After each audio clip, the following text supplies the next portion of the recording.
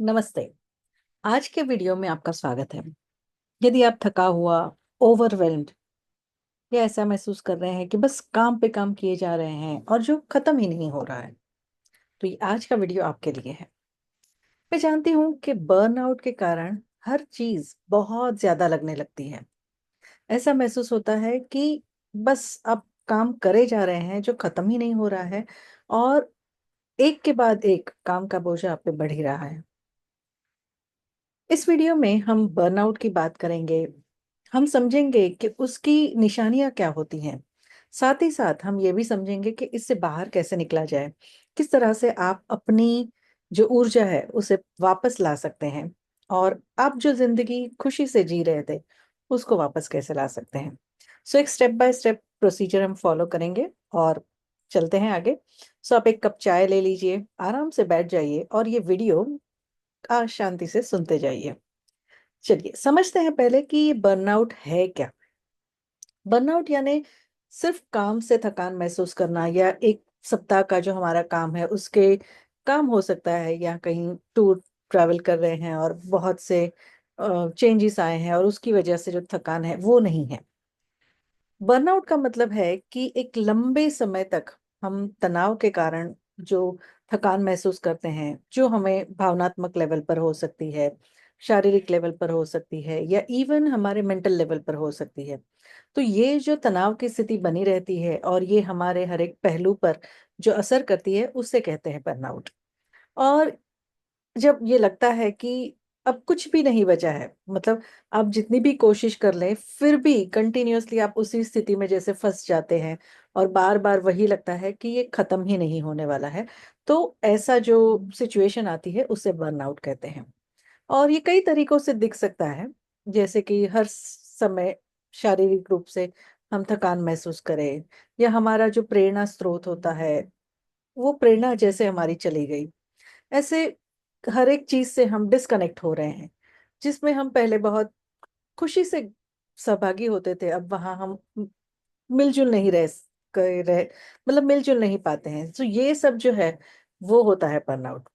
शायद ये फ़ैमिलियर लग रहा होगा आपको। तो आप जितना आप सोच रहे हैं कि ये तो बहुत बड़ी बात है, नहीं। ये एक सामान्य अवस्था है और बहुत सारे लोगों के जीवन में ऐसी अवस्था आती है। और एक पहली बात हमें एक एक्सेप्टेंस हमारे लिए हमको लेना चाहिए कि इट इज़ ओके। अगर ऐसा महसूस हो रहा है तो it is okay and I can come out of it. जब ये आप पहली बार अगर इसी के बारे में सोच लेते हैं कि हाँ, ऐसा कुछ है, तो ये जब रिकॉग्नाइज़ आप करने लगते हैं, तो यही पहली एक स्टेप है कि जिसके ज़रिए आप उस बर्नआउट से बाहर निकलने के लिए तैयार हो रहे हैं। सो ये तो अपना पहला कदम हो सकता है। सो चलिए पहले तो हमने देखा कि बर्नआउट क्या है। अब स्टेप्स समझते हैं कि बर्नआउट को पहचानें कैसे?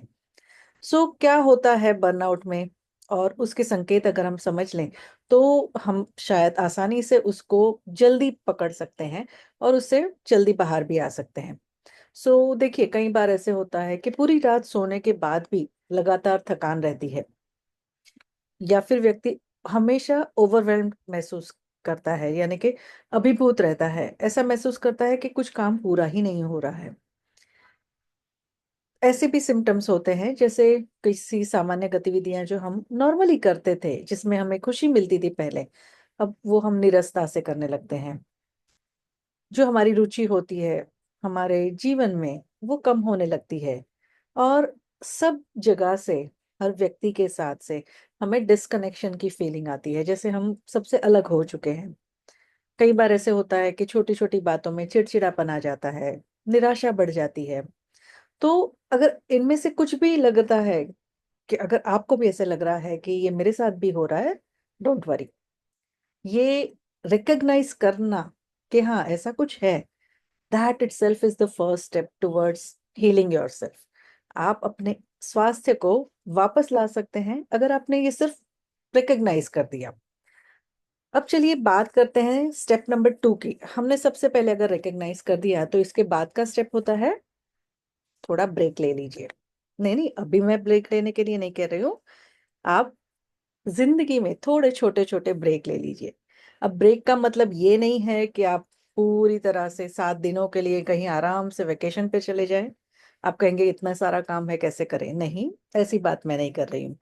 कि ब्रेक लेने का मतलब है कि आप जो भी कुछ काम कर रहे हैं उसके बीच बीच में थोड़े छोटे छोटे ब्रेक्स ले लीजिए।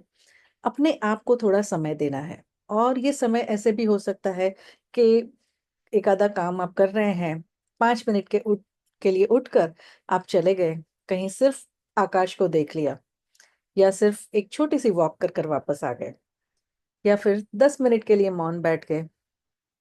यहाँ आराम जो है वो आपको उपयोग में आएगा और वो आपको हेल्प करेगा।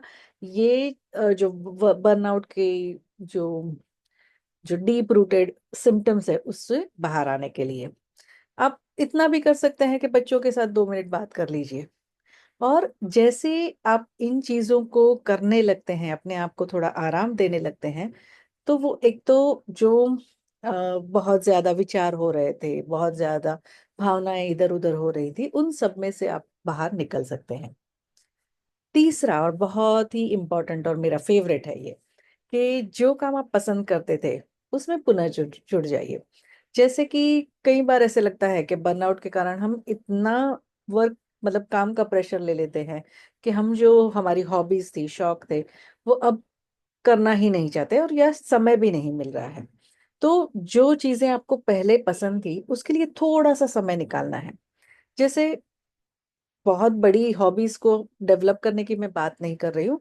जैसे कि समझो आप सिर्फ कोई किताब लेकर पढ़ने बैठ गए, 1 या 2 पेजेस पढ़ लिए, अपने अपना मनपसंद भोजन बनाना शुरू कर दिया, या पेंटिंग करना शुरू किया, कुछ अगर आप लिखने की हॉबी रखते हैं तो थोड़ा सा लिखना शुरू कर दिया, बच्चों से बातें कर ली, या पौधों से मिले, पौधों को पानी देकर आए।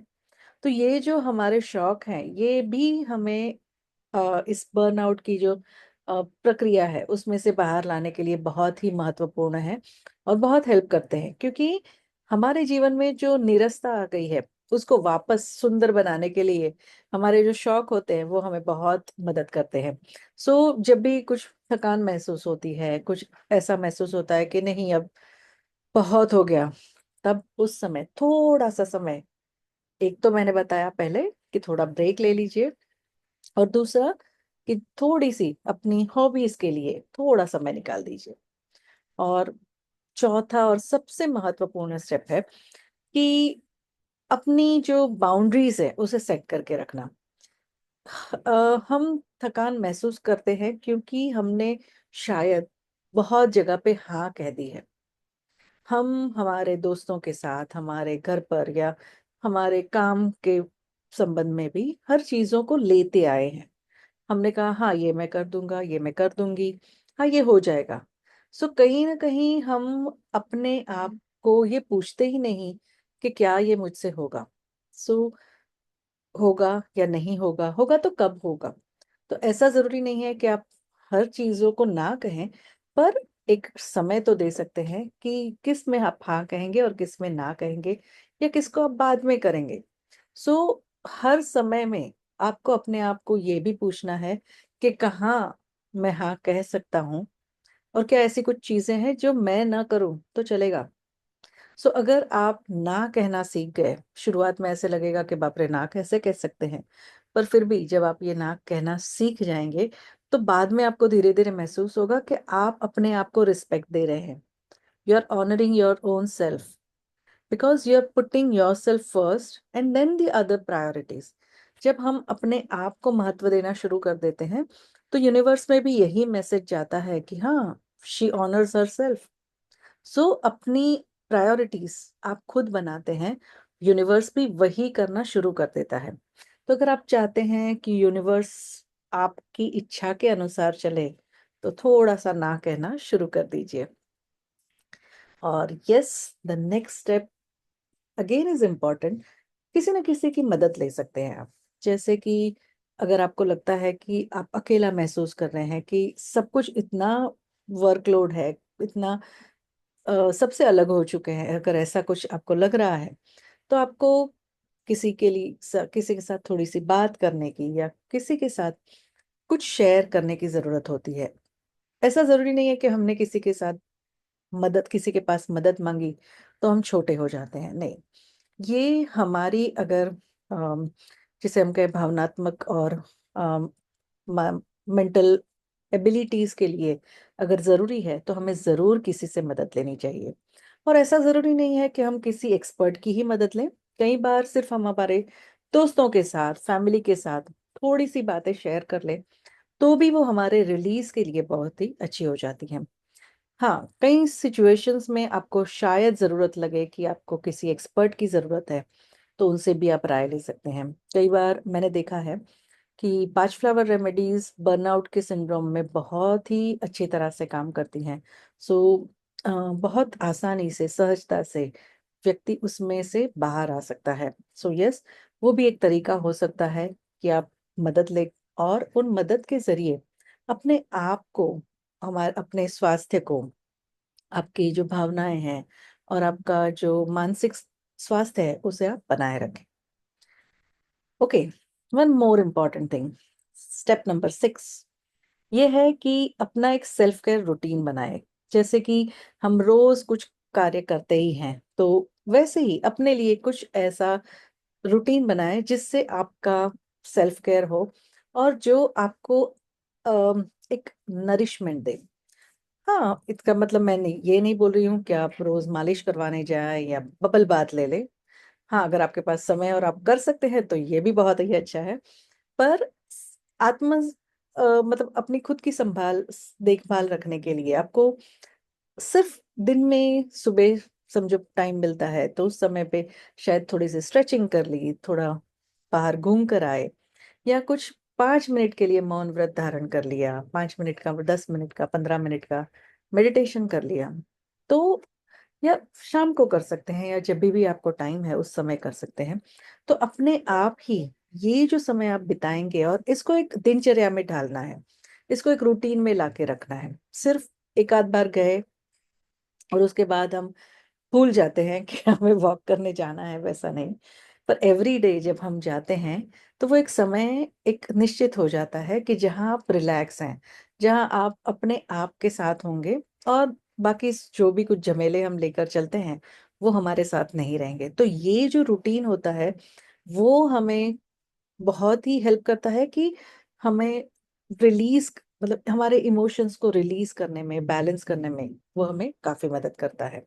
और इसके साथ एक दिनचर्या में इसीलिए लाना है कि ताकि हम हर रोज़ वो कर सकें। एक कंसिस्टेंसी की ज़रूरत होती है, निरंतर ये अभ्यास की ज़रूरत होती है। तो जिस तरह से हम रोज़ काम करते हैं, उसी तरह से रोज़ हमें थोड़ा रिलैक्स होने की भी ज़रूरत है। उसी तरह से हमें अपने आप के साथ समय बिताने की भी ज़रूरत है। सो यस, ये जब आप करते हैं नियमित रूप से, तो अपने आप ही आप देखेंगे कि आपके जो बर्नआउट के सिंड्रोम्स हैं, यानी उसकी जो निशानियाँ हैं, वो धीरे-धीरे कम होना शुरू हो जाएँगी। आप चीज़ों को अच्छी तरह से मैनेज कर पाएँगे। और ये जो कदम थे उसको मैं एक बार फिर से दोहरा लेती हूँ कि एक तो पहली बात है कि पहचानना है, कौन-सी ऐसे साइन्स हैं, कौन-सी ऐसी निशानियाँ हैं जो मेरे साथ हो रही है। ओके, दूसरा है हमें ब्रेक लेना है। तीसरा, आपको अपनी जो पसंदीदा हॉबी है, उसके लिए थोड़ा-सा समय निकालना है। अपनी बाउंड्रीज़ सेट करनी है। क्या हम करेंगे, क्या नहीं करेंगे, किसके लिए हाँ कहेंगे, किसके लिए ना बोलेंगे।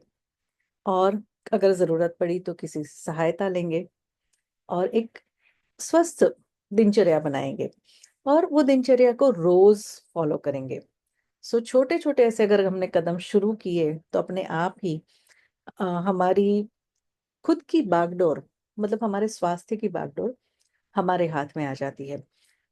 देखिए जब भी हमारा भावनात्मक और मानसिक अ, संतुलन अच्छा होता है, तो हमारी शारीरिक स्वास्थ्य भी हमारा अच्छा होने लगता है। So start today, start immediately और आप कौन-सा स्टेप सबसे ज़्यादा आपको पसंद आया? कौन-सा स्टेप है जो आपको लगता है कि हाँ, ये तो मैं तुरंत कर सकता हूँ या कर सकती हूँ? सो मुझे कमेंट में ज़रूर बताइएगा। और यस, अगर आपको ये वीडियो अच्छा लगा है, आपको लगता है कि इसको लाइक करना चाहिए, तो डेफ़िनेटली लाइक कीजिए। अगर लगता है कि ये दूसरों की भी मदद कर सकता है, तो इसे शेयर ज़रूर कीजिएगा। एंड यस, अगर आपको माइंडफुलनेस के लिए, सेल्फ केयर के लिए या बैलेंस जिंदगी के लिए कुछ अधिक टिप्स चाहिए, तो इस चैनल को ज़रूर सब्सक्राइब कीजिए। और यस, अगर आपको लगता है कि बर्नआउट से गुजर रहे हैं और आपके पास कुछ अच्छी टिप्स हैं जो शायद मैंने यहाँ मेंशन नहीं की हैं, तो यस, मुझे अच्छा लगेगा कि आप कमेंट में उन टिप्स को भी ज़रूर बताएं, तो हमारे दूसरे व्यूअर्स को भी उसके बारे में पता चल सकता है। और अगर आप अपना और एनालिसिस करवाना चाहते हैं, तो यस, लिंक डिस्क्रिप्शन बॉक्स में है। वैसे उसकी कीमत है 599 रुपीज़, पर उसको अगर आपको निशुल्क प्राप्त करना है, तो मैं अपने सब्सक्राइबर्स के लिए कुछ समय तक ये निशुल्क दे रही हूँ। तो इसका लिंक डिस्क्रिप्शन में है, आप उसका लाभ ज़रूर उठाएं और अपना ख्याल रखें, क्योंकि you deserve it. Take care of your self.